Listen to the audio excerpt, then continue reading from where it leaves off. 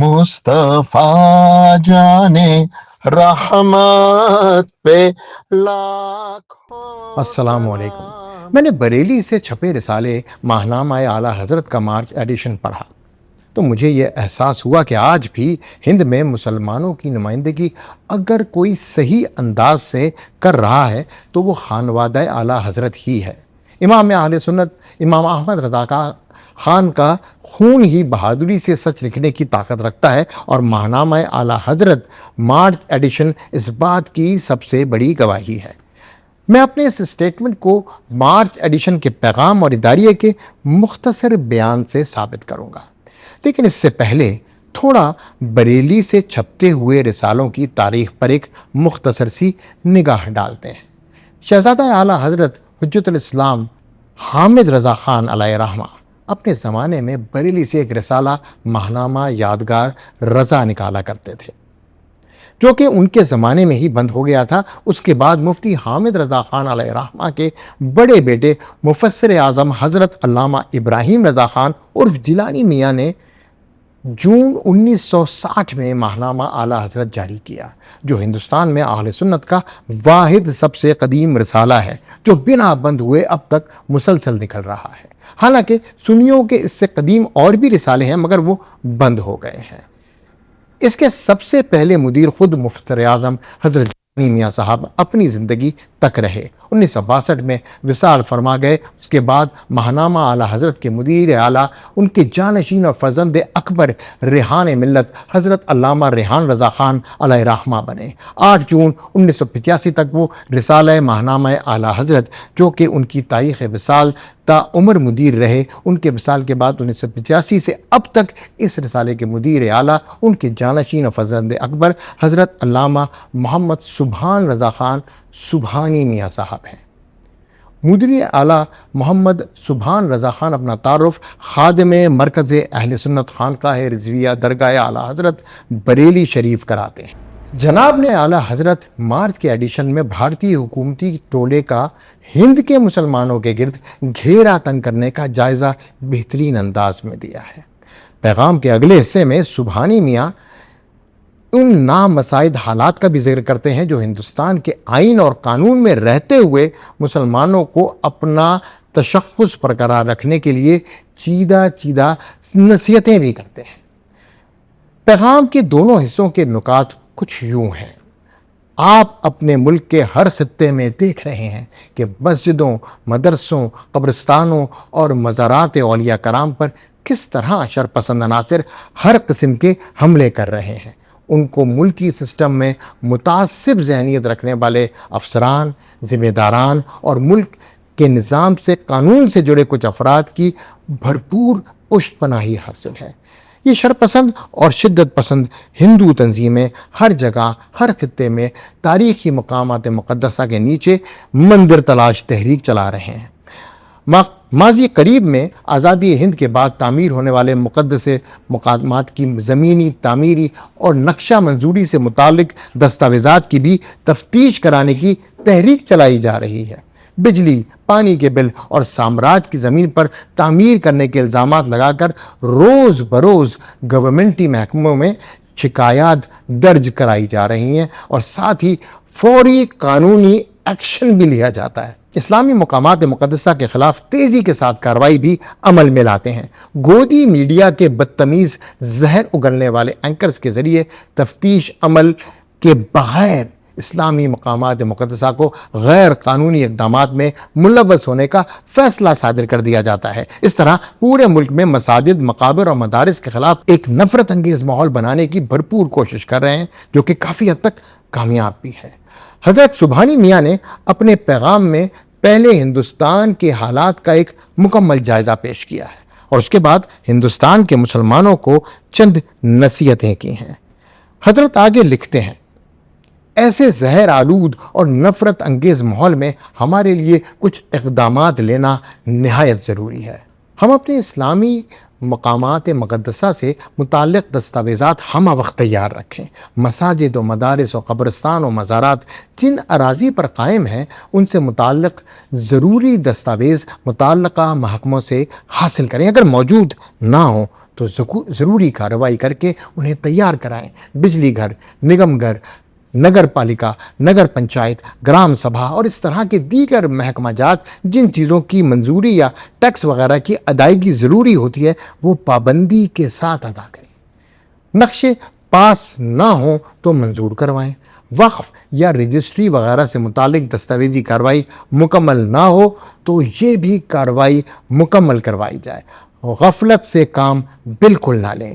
ذمہ دار تنظیمیں، تحریکیں، ادارے، خانقاہیں اور سماجی خدمت گزار اپنے اپنے دائرہ کار میں، دائرہ اثر میں لیگل ٹیم تیار کریں جو کہ اس طرح کے معاملات کا بر وقت قانونی جواب دے سکیں۔ اللہ رب العزت سرزمین ہند میں ہمارے مقدس مقامات کی حفاظت کا سامان پیدا فرمائے۔ معزز سامعین، یہ تھے سبحانی میاں جو کہ ماہنامہ اعلیٰ حضرت کے مدیر اعلیٰ ہیں۔ آئیے اب مفتی محمد سلیم بریلوی کے لکھے اداریے پر نظر ڈالتے ہیں۔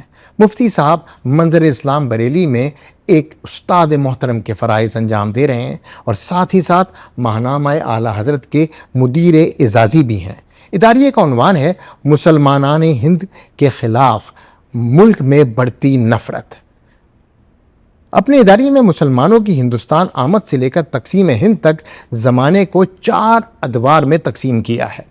ہندوستان میں مسلمانوں کی آمد پہلا دور، آغاز اسلام کے ساتھ ہی سرزمین ہند پر اسلام اور مسلمانوں کی آمد کے تاریخ کے ثبوت ملتے ہیں۔ جنوبی ہند میں کئی صحابہ کرام کے آنے اور تجارتی قافلوں اترنے کے نشانات آج بھی جنوبی ہند میں جا بجا پائے جاتے ہیں، اگرچہ عہد صحابہ میں یہ آمد و رفت محض تجارتی نقطہ نظر سے تھی، مگر یہ وہ مقدس ہستیاں تھیں جو اپنے ہر کام میں دینی کام اور مذہبی پیغام کی نشر و اشاعت کو سب سے مقدم رکھتی تھیں۔ جب اسلامی قافلے تجارت کی غرض سے سرزمین ہند پر آئے تو اپنے ساتھ اسلامی اخلاق، آداب اور مذہبی تعلیم و تربیت کے ایسے اعلیٰ نمونے لے کر آئے کہ صدیوں سے جادوگروں، کاہنوں، ذات پات، چھوت چھات اور توہم پرستی کے جال میں پھنسے عام لوگ چوک در چوک اسلام میں داخل ہونے لگے۔ پھر ایک ایسا دور آیا جب عراق اور ایران، افغانستان کی جانب سے مسلم حکمران سرزمین ہند میں داخل ہونے لگے۔ ان حکمرانوں میں زیادہ تر کا مقصد صرف اور صرف حکمرانی اور جہاں بانی تھا، مگر ان کے ساتھ صوفیہ کرام اور اولیاء کرام کی ایسی جماعت بھی آئی جنہوں نے اپنی تعلیمات اور اپنے اخلاق و کردار، اپنے خلق خدمت، اپنی سادگی، اپنے تقوی، پرہیزگاری، اپنی محبت بھری باتیں، اپنی انسانیت نوازی سے یہاں کے قدیم باشندوں کے دلوں میں ایسی جگہ بنائی اور انہیں اس طرح متاثر کیا کہ یہاں کے لوگ بنا کسی جبر، بنا کسی لالچ اور دباؤ کے مذہب اسلام قبول کرنے لگے۔ چند صدیوں میں سرزمین ہند کے ہر خطے میں شاعر اسلام نظر آنے لگے اور یہ زمین اسلام اور مسلمانوں کے وجود سے گل گلزار بن گئی۔ تیسرا دور، اسلام اور مسلمانوں کے خلاف نفرت۔ ایک طرف مسلمانوں کی بڑھتی تعداد اور دوسری طرف مسلمانوں کی مضبوط مستحکم حکومت کو دیکھ کر اسی دور میں اس سرزمین پر ایک ایسا طبقہ وجود میں آیا جو در پردہ مسلمان حکمرانوں اور اولیاء کرام سے اپنے دلوں میں سخت نفرت اور کدورت رکھتا تھا، مگر یہاں کے مقامی باشندے مسلمانوں کے اخلاق و کردار، ان کے حسن سلوک اور مسلم حکمرانوں کی انصاف پسندی کی وجہ سے خوش بھی تھے اور مطمئن بھی۔ اس لیے چھوٹی سی تعداد رکھنے والے یہ نفرتی ٹولہ کبھی بھی کھل کر سامنے نہ آ سکا اور نہ ہی کھل کر اپنی نفرتوں کا اظہار کیا، کیونکہ اگر یہ طبقہ کھلے عام اپنی نفرت کا اظہار کرتا تو ان کے ہم مذہب ہی ان کا منہ توڑ جواب دیتے۔ نہ مسلمانوں کو جواب دینے کی ضرورت تھی اور نہ ہی مسلمان حکمرانوں کو۔ یہ ہندوستان کا ایک سنہرا دور تھا جس میں ہر طرف امن و امان بھی تھا، بھائی چارہ بھی تھا، پیار و محبت بھی تھا، سبھی مذاہب کے لوگ مل جل کر اپنے ملک ہندوستان کی ترقی کے لیے کوشاں تھے۔ چوتھا دور، مسلمانوں کا زوال اور نفرتوں کا عروج۔ ایک دور وہ بھی آیا جب مسلم حکمران عیش و عشرت میں پڑ گئے، منافقت، آپسی دشمنی، دنیا داری میں بالکل ڈوب گئے۔ ایسے وقت میں ان کی حکومتیں کمزور پڑنے لگیں، یہ آپس ہی میں دست و گریباں رہنے لگے، ایک دوسرے کے خلاف سازشیں رچنے لگے۔ ان کی اس کمزوری کا فائدہ اٹھاتے ہوئے 7 سمندر پار سے انگریزوں نے آ کر ان کی حکومت کو نیست و نابود کرنا شروع کر دیا۔ انگریز کو اپنے مقصد کی کامیابی کے لیے نہایت ہی آسانی کے ساتھ دو قسم کے افراد مل گئے۔ ایک تو ہندوستان کا وہ نفرتی ٹولہ جو ہمیشہ سے مسلمان، مذہب اسلام اور مسلم حکمرانوں سے دلی دشمنی اور کدورت رکھتا تھا، اور دوسرا مسلمان ہی میں وہ غدار طبقہ جو کہ اپنے ہی لوگوں کے خلاف سازشیں رچتا اور اپنے ہی ہم مذہب بھائیوں کو نیچا دکھانے کے لیے کوشاں رہا کرتا۔ مفتی محمد سلیم بریلوی نے نہایت اختصار کے ساتھ اپنے اس اداریے میں چاروں ادوار کو ایسے کور کیا کہ جیسے دریا کو کوزے میں بند کرنا۔ آگے مفتی صاحب انگریزوں کے دور کے اور اس کے بعد کے ہندوستان کی آزادی کے بعد کے حالات پر نہایت جرأت مندانہ سچ مبنی لکھتے نظر آتے ہیں، مگر میں یہاں بات کو ذرا مختصر کرتے ہوئے اس نفرتی ٹولے کے اوپر آؤں گا جس کا ذکر مفتی صاحب نے بیان کیا اپنے چوتھے دور میں۔ چوتھے دور میں انگریز ہندوستان آزاد تو کر گئے، لیکن اس سرزمین پر ایک ایسا بڑا طبقہ چھوڑ کر گئے جو مسلمانوں سے اپنے دلوں میں بے پناہ نفرت رکھتا تھا۔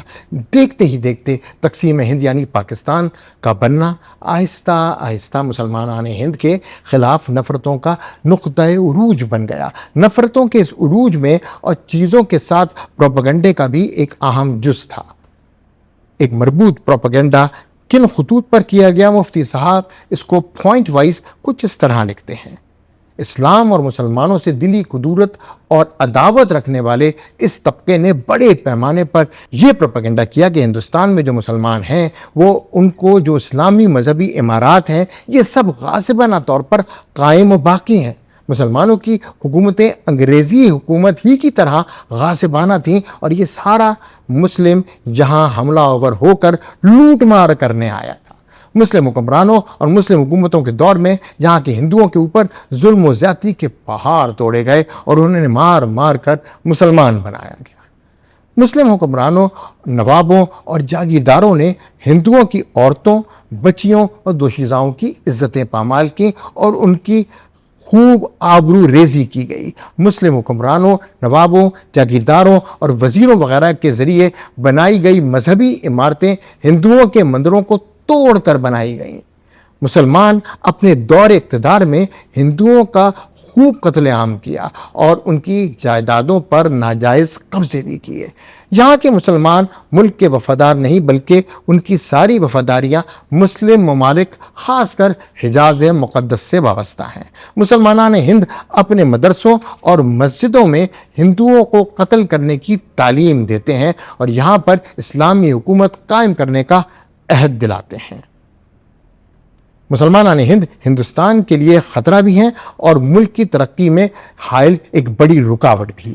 اسی طرح کے بے بنیاد الزامات اتنی کثرت کے ساتھ تشہیر کیے گئے کہ آج ہندوستان کی ہندو کی نئی نسل مسلمانوں کے خلاف میں ایک ایسی نفرت کے ساتھ پیدا ہوئی ہے کہ یہ نئی نسل اب مسلمانان ہند کے وجود کو بھی اپنے آس پاس برداشت نہیں کر رہی۔ کہیں اور بناؤ تم یہ رام لگا پائے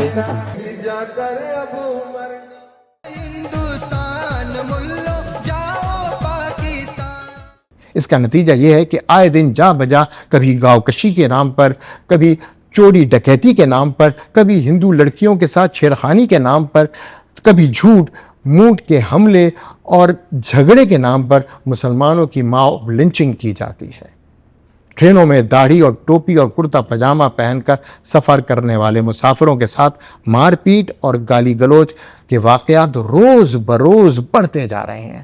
سب سے حیرت اور افسوس کی بات تو یہ ہے کہ نفرت کے جراثیم اب ملکی سسٹم سے وابستہ افراد تک میں سرائیت کر چکے ہیں، حتیٰ کہ ملک کی پولیس اور حفاظتی دستوں میں بھی ایک ایسا متعصب طبقہ پیدا ہو چکا ہے جو اپنے دلوں میں مسلمانوں سے بے انتہا نفرت رکھتا ہے، جس کا ثبوت یہ ہے کہ ذرا سی بات اور چھوٹے سے چھوٹے جرم میں پولیس فورس اور حفاظتی دستے کچھ نوجوان آفیسرز براہ راست مسلم قوم کے اوپر سیدھی گولی چلا دیتے ہیں۔